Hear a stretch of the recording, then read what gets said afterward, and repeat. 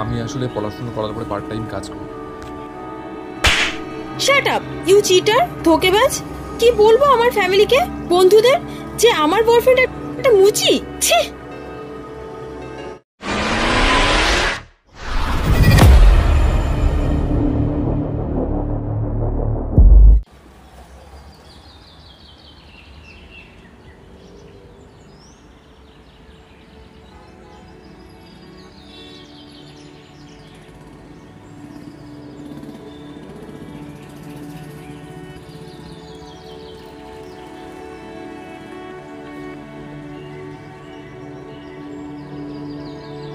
Excuse me, আপনি জান আমি আসছি।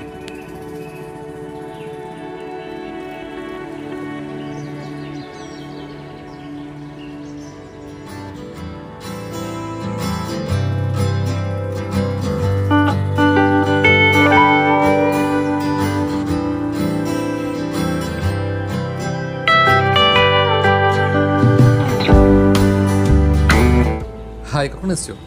কটা বাজে? আর দেরি করে আসার কারণ? ওই কাজ। কি যে এত কাজ করো না, ভগবানই জানে।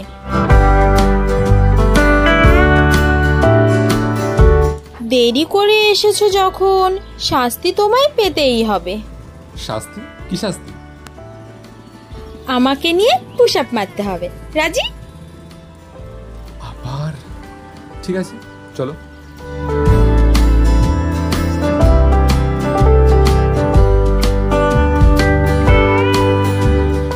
না, আর পারছি না। নামবে এবার? বলো, আর কখনো দেরি করে আসবে? ওকে ওকে।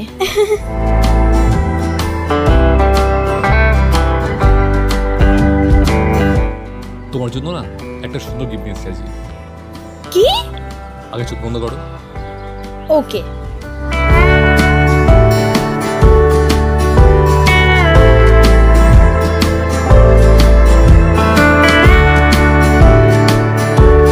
এবার খোলো। ওয়াও, এটা আমার? হ্যাঁ, তোমার। দেখো তো কেমন লাগছে। Thank you.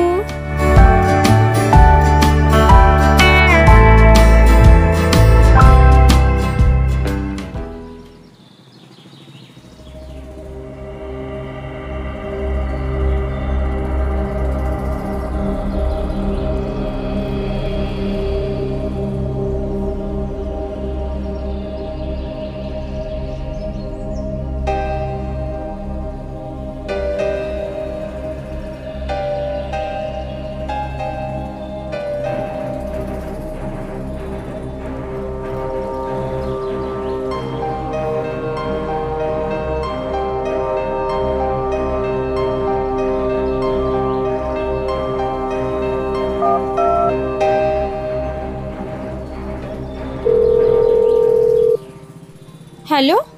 হ্যাঁ বলো। কোথায় তুমি? বাড়িতেই আছি। কি করছো? এই তো পড়ছি।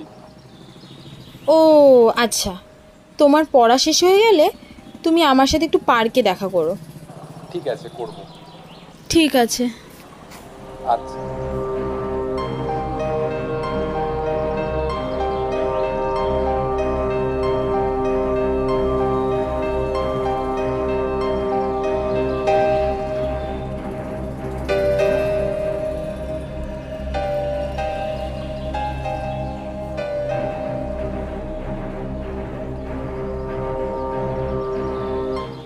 বলো, ডাকলে আমায়? কোথায় ছিলে তুমি সকাল থেকে? বাড়িতেই পড়ছিলাম। আচ্ছা তাই, good.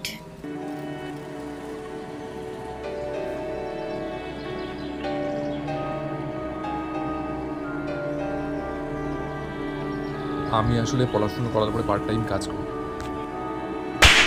Shut up you cheater, ধোকেবাজ। কি বলবো আমার ফ্যামিলিকে, বন্ধুদের, যে আমার বয়ফ্রেন্ড একটা মুচি? ছি। এই শোনো, আজ থেকে তোমার সাথে আমার আর কোনো সম্পর্ক নেই। তুমি একদম আমাকে ফোন করবে না। থাকো তুমি তোমার রাস্তায় আর আমি আমার রাস্তায়। চলি, বাই।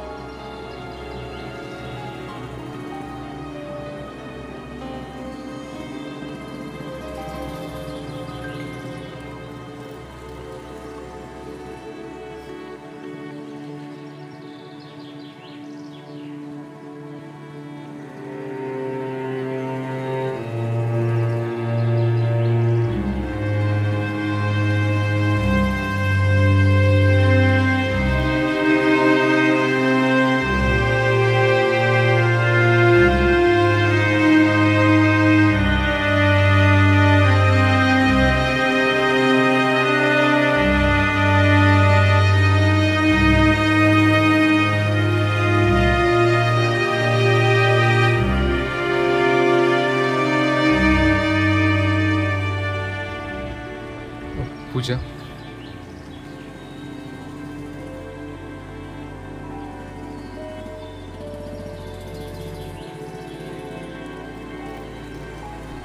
তুমি?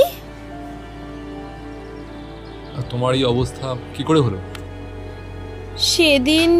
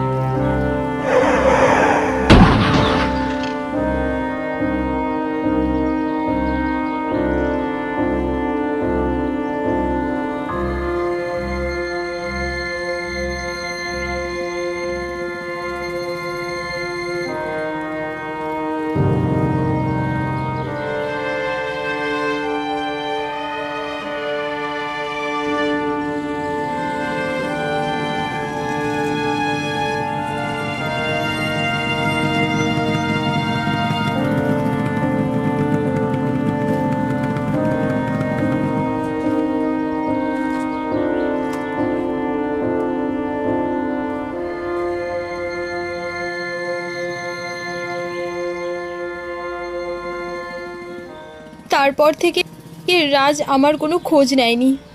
আমি কোথায় আছি, কি করছি, কেমন আছি জানারও চেষ্টা করেনি। আমি বুঝতে পেরেছিলাম ও আমাকে কখনো ভালোবাসতো না।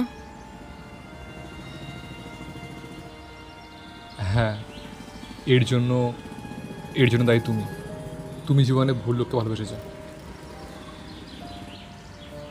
কিন্তু তুমি এই পোশাকে? আমি পড়াশোনা করে এখন জব পেয়ে গেছি, ব্যাংকের ম্যানেজার। পূজা, আমি যখন একটা মুচি ছিলাম তখন তুমি আমাকে ভালোবাসতে না, কিন্তু আজ আমি একজন ব্যাংক ম্যানেজার। এখন কি তুমি আমাকে ভালোবাসতে পারবে? তুমি কি বলছো এসব? তুমি কি আজও আমায় ভালোবাসো? আমি তোমায় এত অপমান করেছিলাম, তার সত্ত্বেও তুমি আবার আমায় তোমার লাইফে আনতে চাও? হ্যাঁ, চাই। আমি তোমাকে ভালোবাসি। তোমার জায়গা তোমারই আছে, সেটা অন্য কেউ নিতে পারিনি, আর পারবেও না। আমি তোমাকে ভালোবাসতাম, আজও বাসি, আর সারা জীবন বাসবো। আজ থেকে